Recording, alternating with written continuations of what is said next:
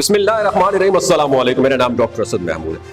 آپ جانتے ہیں دوستو کالکی اوتار کیا ہے؟ بھارت میں شائع ہونے والی کتاب کا نام ہے کالکی اوتار۔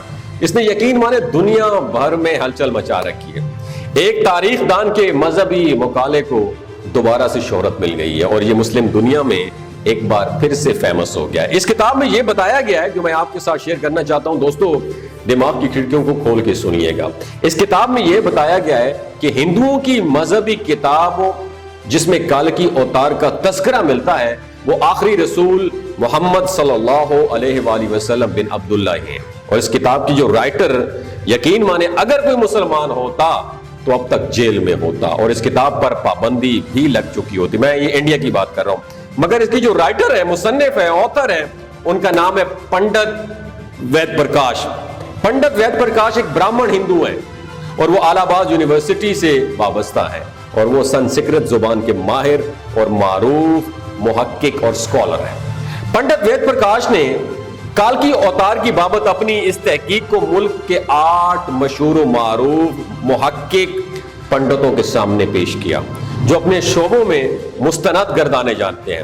ان پنڈتوں نے کتاب کو بغور مطالعے اور تحقیق کے بعد یہ تسلیم کر لیا کہ کتاب میں پیش کیے گئے حوالے جات مستند اور درست ہیں، کوئی ڈاؤٹ نہیں ہے ان میں۔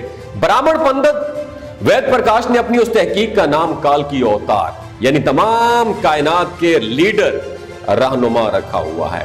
ہندوؤں کی اہم مذہبی کتاب میں دراصل ایک عظیم لیڈر کا ذکر ملتا ہے جسے کالکی اوتار کا نام دیا جاتا ہے۔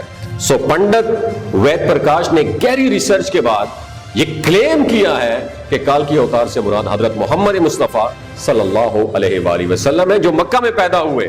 چنانچہ ان کا کہنا ہے کہ تمام ہندو جہاں کہیں بھی ہوں اب ان کو کسی اور کالکی اوتار کا ویٹ کرنے کی ضرورت نہیں ہے، کسی مسیحا کی ضرورت نہیں ہے، بلکہ اس کے لیے جسٹ انہیں مذہب اسلام کو ایکسپٹ کرنا ہوگا اور آخری محمد صلی اللہ علیہ وآلہ وسلم آخری جو رسول ہے ان کے نقش قدم پر ان کو فالو کرنا چاہیے جو بہت پہلے اپنی مشن کو کمپلیٹ کرنے کے بعد اس دنیا جانی سے تشریف لے جا چکے ہیں۔ اپنے اسے دعوے کی دلیل میں پنڈت وید پرکاش نے ہندوؤں کی جو مقدس مذہبی کتاب وید سے مندرجہ ذیل حوالے دلیل کے ساتھ پیش کیے جو میں آپ کے ساتھ شیئر کرنا چاہتا ہوں۔ دماغ کی کھڑکیوں کو کھول کے سنیں۔ نمبر 1 ہندوؤں کی مذہبی جو کتاب ہے وید، اس میں لکھا ہے کہ کالکی اوتار یعنی بھگوان کا آخری اوتار ہوگا جو پوری دنیا کو رستہ دکھائے گا۔ ان کلمات کا حوالہ دینے کے بعد پنڈت وید پرکاش لکھتے ہیں کہ اس پیشگوئی کا اطلاق صرف اور صرف حضرت محمد مصطفیٰ صلی اللہ علیہ وآلہ وسلم کے معاملے میں درست ہو سکتا ہے، اس کے علاوہ کسی پہ بھی نہیں۔ نمبر 2 ویدوں کی جو ان کی مذہبی ہندو کتابیں ہیں، ویدوں کی پیشن گوئی کے مطابق کالکی اوتار ایک جزیرے میں پیدا ہوں گے اور یہ عرب علاقہ ہے جسے جزیرۃ العرب کہلایا جاتا ہے۔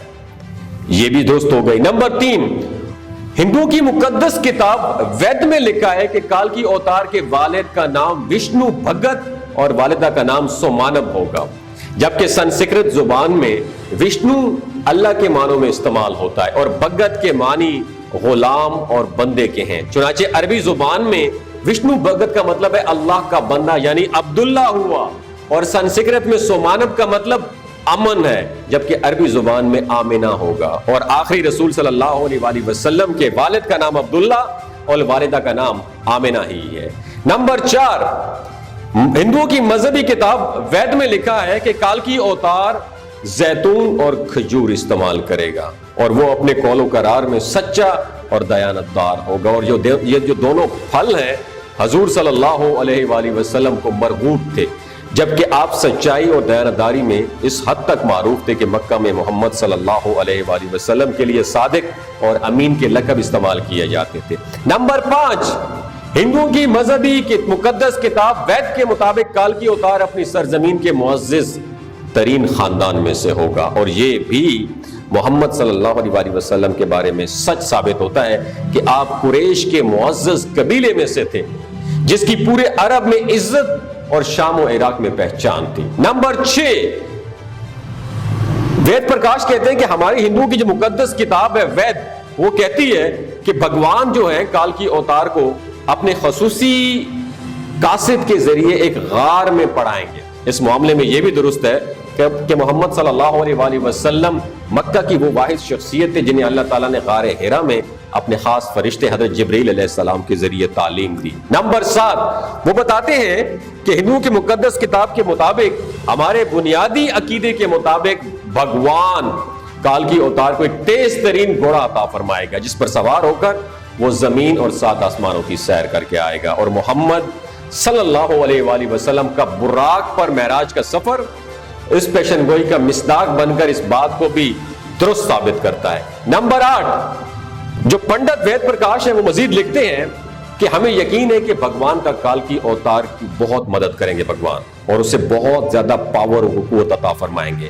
اور دوستو، ہم مسلمان یہ بھی جانتے ہیں کہ جنگ بدر میں اللہ نے محمد صلی اللہ علیہ وآلہ وسلم کی فرشتوں سے مدد فرمائی۔ اور نمبر 9، ہماری ساری مذہبی کتابوں کے مطابق یہ پیشن گوئی ملتی ہے کہ کال کی اوتار گھڑ سواری کرے گا، گھڑ سواری، تیر اندازی اور تلوار زنی میں ایکسپرٹ ہوگا۔ پنڈت وید پرکاش نے اس پیش گوئی پر بڑا خوبصورت تبصرہ کیا ہے جو بڑا اہم اور قابل غور ہے۔ وہ لکھتے ہیں کہ گھوڑوں، تلواروں اور نیزوں کا زمانہ بہت پہلے گزر چکا ہے، اب تو ٹینک، توپ اور میزائل جیسے ہتھیار استعمال میں ہیں، لہٰذا یہ کلمندی نہیں ہے کہ ہم اس دور جدید میں بھی تلواروں، نیزوں اور برچھیوں سے مسلح کال کی اوتار کا انتظار کرتے رہ جائیں۔ حالانکہ حقیقت یہی ہے کہ مقدس کتابوں میں کال کی اوتار کے واضح اشارے حضرت محمد مصطفیٰ صلی اللہ علیہ وآلہ وسلم کے ہیں، جو ان تمام حربوں اور تمام فنون میں کامل مہارت رکھتے تھے۔